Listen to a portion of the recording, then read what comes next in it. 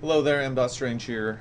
Since I'm bored doing lighting and rendering of all these thousands of shots, I figured I should make a little video showing you how thanG movies are made. And just a little process, just kind of a look into it, showing some of the programs I use, or the main ones I use.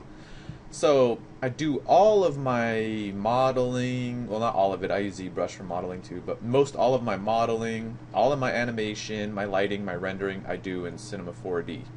So this is Cinema 4D, and so this is an animated shot.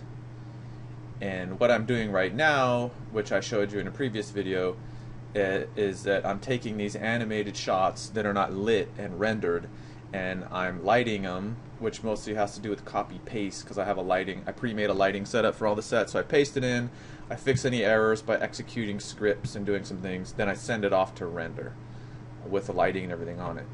So when you're monitoring the rendering, so this is like my little render progress window, because I have one render computer. It's a separate computer that just runs 24 hours a day and it's rendering. So these are all the shots waiting to render right now, and I'm adding like 50 every day. So there's 372 shots waiting to render. I'll add another 50 today, and it renders about 15 a day with this one computer. So and to monitor that computer, I use the built-in Windows. If I can tear this off, the built-in remote desktop. So this is my little render computer that's running, and I'm monitoring it. So here's a render server, here's the client, these are the frames that are being rendered for each shot. And as you can see, this last frame started at 6:22 a.m. finished at 6:23, so they take about a minute per frame, which is really good. And here we have our task manager showing it's using all the CPUs 100%, and I just have a real temp running. And if you want a render node to make your 3D movies right now, I think this is what I did, and I can highly recommend it. So I got a 3770K, so you can overclock it, and I overclocked it to 4.5 gigahertz, and it has 16 gigs of RAM and an SSD in there, because SSDs take less power than spinning hard drives, so that means less money on your power bill.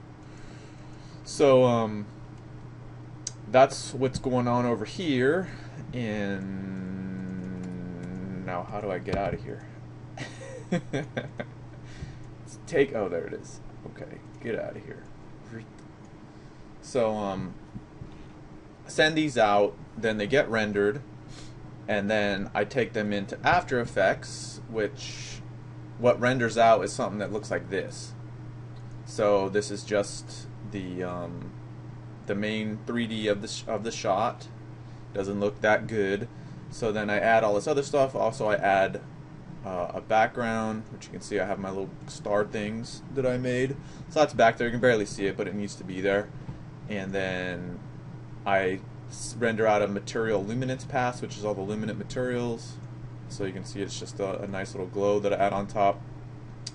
And then I add this practical dust that I shot for Heartstring Marionette, which gives it some more atmosphere. And then I have a curves adjustment and both the atmosphere and this curves adjustment are using the depth pass. So the atmosphere adds dust, which lowers the contrast and makes it brighter, and then I use the curves because you see that's like too bright with atmosphere, so I use the curves to control that to get it to where I want. And then this is motion blur on top of all that. And then this is my looks layer, which adds all the glows and contrast and color however I want it. And then on top of that, I just have some noise. Because when you have a lot of soft lighting, gradients, and fog, if you don't add any noise or grain, then you can get banding in your final images and errors for some reason when you compress it. So then once you get this stuff out of After Effects, then I render these out and then I bring them into Adobe Premiere.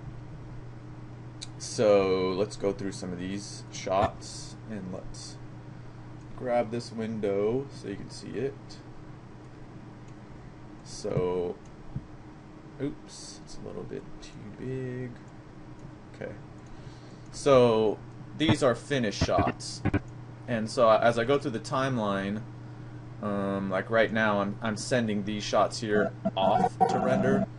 So these aren't rendered yet, But see how this is green, this is white. So I just use a label. White means it's not sent to render, and then I use these labels, sent to render, so I know that's sent to render.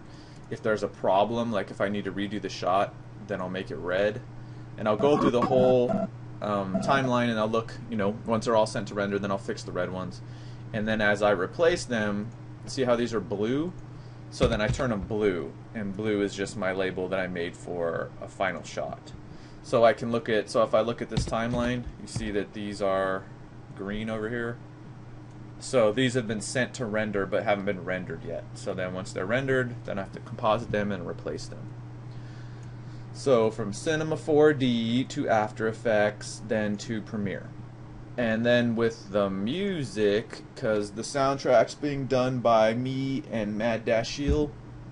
So for the soundtrack, for the songs or the parts that I'm going to do, I use Propellerhead's Reason, which is a pretty sweet program that I've been using forever, since version 1.0. So then I'll watch a scene. A lot of times I make the music ahead of time before it's even animated. I just think about what it's supposed to be. But then on some of these I had to make this new song here because the stuff that I had wasn't working. So I had to add that in, and let's see what it is, or if we can hear it.